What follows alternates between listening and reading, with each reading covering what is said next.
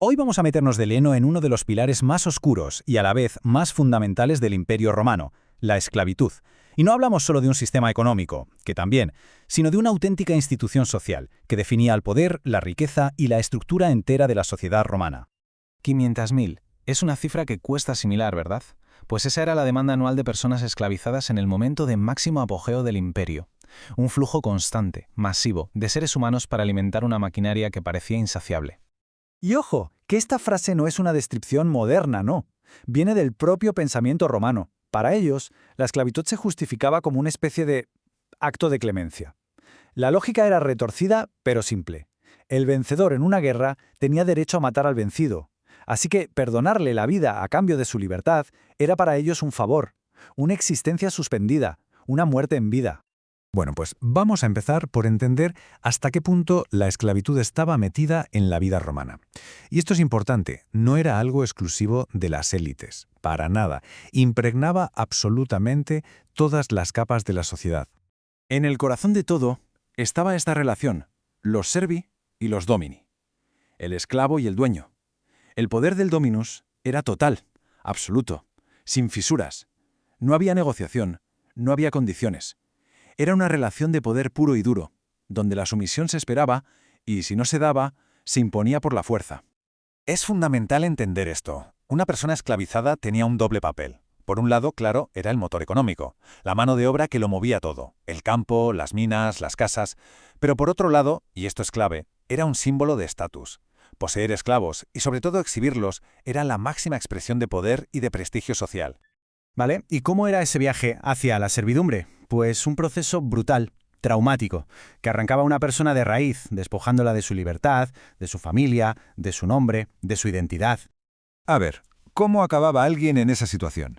La fuente principal, con muchísima diferencia, era la guerra. Pueblos enteros esclavizados tras una conquista.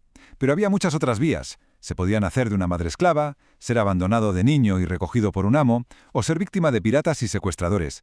También había un comercio muy activo con pueblos más allá de las fronteras, e incluso se podía caer en la esclavitud por deudas. Y para que nos hagamos una idea de la escala de la que estamos hablando, fijaos en este dato. Esas 500.000 personas al año dejan pequeña la cifra máxima de la trata transatlántica de esclavos, que nunca superó las 60.000 anuales. La diferencia es abismal. La magnitud del tráfico de personas en Roma jugaba en otra liga. El punto de no retorno, el lugar donde un ser humano era transformado legal y públicamente en un objeto, era el mercado de esclavos. Ahí es donde la deshumanización se hacía oficial. La atmósfera allí era de una objetivación total. Las personas eran expuestas en plataformas, examinadas, vendidas como si fueran animales de carga o cualquier otra mercancía. Se les despojaba de cualquier rastro de dignidad, reducidos a un producto con un precio. El proceso de venta era metódico, casi burocrático y, por supuesto, profundamente humillante. El vendedor estaba obligado por ley a colgar un cartel detallando cualquier defecto, si tenía enfermedades, mal carácter o tendencia a la fuga.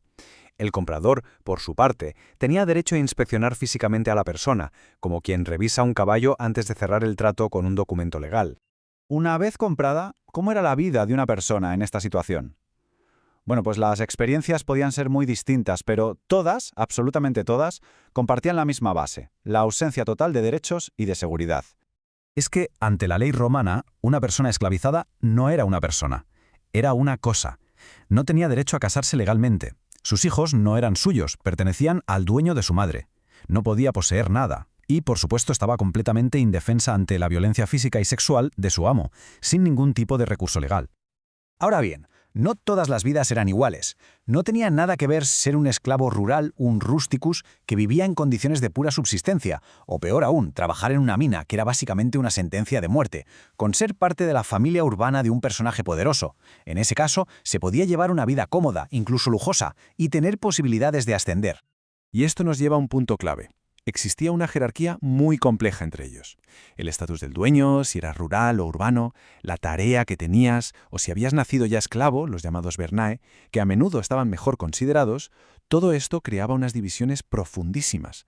El sistema era perversamente inteligente, porque fomentaba la desunión para impedir cualquier tipo de solidaridad o conciencia de clase. Pero claro, frente a un sistema tan opresivo, ¿había resistencia? Por supuesto que la había. La resistencia era constante, aunque no siempre de la forma que nos imaginamos. Todos pensamos en Espartaco, ¿verdad? La gran rebelión. Bueno, pues hay que decir que eso era la excepción, no la regla. La enorme diversidad de la población esclavizada, con diferentes orígenes, idiomas, culturas y experiencias, hacía casi imposible organizar una rebelión masiva y coordinada. La resistencia real estaba en el día a día, en pequeños actos para reafirmar la propia humanidad. Podía ser algo pasivo, como trabajar más despacio a propósito o fingir una enfermedad, o podía ser más activo, como el sabotaje o el robo. La fuga era una opción siempre presente, y en los casos más extremos, la resistencia llegaba al suicidio o incluso al asesinato del amo. Había una puerta de salida, una pequeña luz al final del túnel, la manumisión, la posibilidad de obtener la libertad. Pero, ¿era una libertad real y completa? Pues vamos a ver que tenía muchos matices. La manumisión era una práctica bastante común en Roma. Un dueño podía liberar a alguien por afecto, como recompensa por un buen servicio o como parte de un acuerdo. Esta liberación podía ser formal, convirtiendo a la persona en un ciudadano romano de pleno derecho, o podía ser informal, manteniendo ciertos lazos y obligaciones con el antiguo amo. Para conseguir esa libertad oficial, la que daba la ciudadanía, existían unos procedimientos legales muy claros.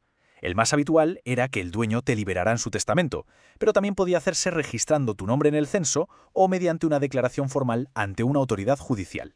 Y llegamos al final de este recorrido con una verdad que puede sorprender, pero que es contundente. La esclavitud como institución nunca fue abolida en Roma. No desapareció por un despertar moral o un movimiento abolicionista. La razón fue puramente económica. Sencillamente, dejó de ser rentable. Cuando las grandes guerras de conquista terminaron, el suministro de esclavos se redujo en picado. Sus precios se dispararon y un nuevo sistema, el del colonus, el agricultor que arrendaba la tierra, se volvió mucho más eficiente y barato. Y esto nos deja con una pregunta final, para reflexionar. Cuando una institución como esta está tan metida en los cimientos de una civilización, ¿de verdad desaparece o simplemente se transforma, dejando una herencia que, de alguna forma, perdura a través de los siglos?